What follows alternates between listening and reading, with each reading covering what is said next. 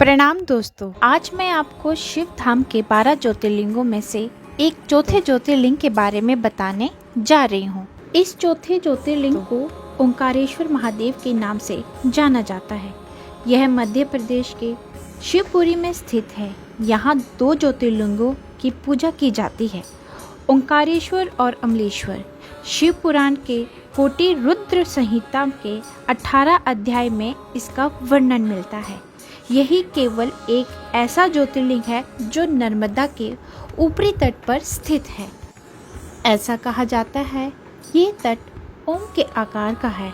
यहाँ प्रतिदिन अहिल्याबाई होलकर की तरफ से मिट्टी से निर्मित 18 शिवलिंग तैयार करके नर्मदा नदी में विसर्जित किए जाते हैं। यह ज्योतिर्लिंग पंचमुखी है। लोगों का मानना है कि भगवान शिव तीनों लोकों का भ्रमण करके यहाँ विश्राम करते हैं। रात्रि में यहाँ शिव भगवान की शयन आरती की जाती है। ऐसा कहा जाता है कि आप चाहे सारे तीर्थ कर लें, लेकिन ओंकारेश्वर के दर्शन किए बिना अधूरे हैं। इसलिए भक्तगण दूर दूर से यहाँ भारी संख्या में आते हैं। पौराणिक कथा के अनुसार एक बार नारद जी भ्रमण करते हुए विंध्याचल पर्वत पर पहुँचे। वहाँ पर्वतराज विंध्याचल ने नारद जी का स्वागत किया और यह कहते हुए कि मैं सर्वगुण संपन्न हूँ, मेरे पास सब कुछ है, हर प्रकार की संपदा है। नारद जी के समक्ष पहुँचे। नारद जी विंध्याचल की अभिमान युक्त बातें सुनकर लंबी सांस खींचकर चुपचाप खड़े रहे। तब विंध्याचल ने नारद जी से पूछा कि आपको मेरे पास कौन सी कमी दिखाई दी जिसे देखकर आपने लंबी सांस खींची। तब नारद जी ने कहा कि तुम्हारे पास सब कुछ है, किंतु तुम सुमेरु पर्वत से ऊंचे नहीं हो। उस पर्वत का भाग देवताओं के लोकों तक पहुंचा हुआ है और तुम्हारे शिखर का भाग वहां तक कभी नहीं पहुंच पाएगा। ऐसा कहकर नारद जी वहां से चले गए। लेकिन वहां खड़े विंध्याचल को बहुत दुख हुआ और मन ही मन शोक करने लगे। तभी उसने शिव भगवान की आराधना करने का निश्चय किया। जहाँ पर साक्षात ओंकार विराजमान है, वहाँ पर उन्होंने शिवलिंग स्थापित किया और लगातार प्रसन्न मन से 6 महीने तक पूजा की। इस प्रकार शिव भगवान जी अति प्रसन्न हुए और वहाँ प्रकट हुए। उन्होंने विंध्य से कहा कि मैं तुमसे बहुत प्रसन्न हूँ, तुम कोई भी वरदान मांग सकते हो।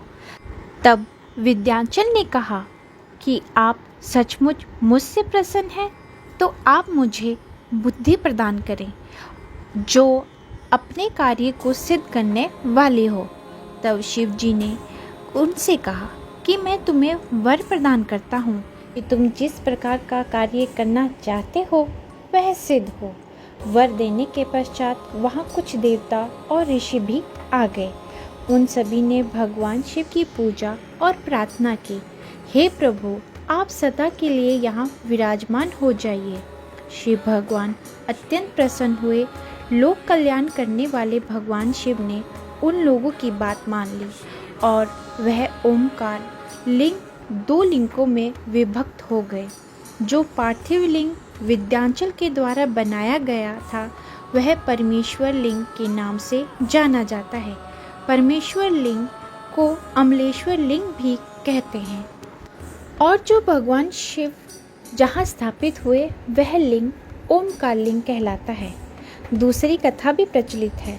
राजा मानधता ने इस पर्वत पर घोर तपस्या करके भगवान शिव को प्रसन्न किया था। तपस्या से शिव भगवान जी अत्यंत प्रसन्न हुए और प्रकट हुए। तब राजा मानधता ने शिव भगवान को सदा के लिए यहाँ विराजमान होने के लिए कहा। तब से शिव भगवान जी वहाँ विराजमान है, इसलिए इस नगरी को ओंकार मानधता भी कहते हैं। इस क्षेत्र में 68 तीर्थ स्थल है। ऐसा कहा जाता है कि यहाँ 33 करोड़ देवी देवताओं का निवास स्थान है। यहाँ नर्मदा जी में स्नान करने का विशेष महत्व है। नर्मदा जी के दर्शन मात्र से आपके सारे पाप दूर हो जाते हैं। दोस्तों, अगर आपको मेरी वीडियो पसंद आई है तो लाइक करें, शेयर करें और सब्सक्राइब करना ना भूलें। हर हर महादेव।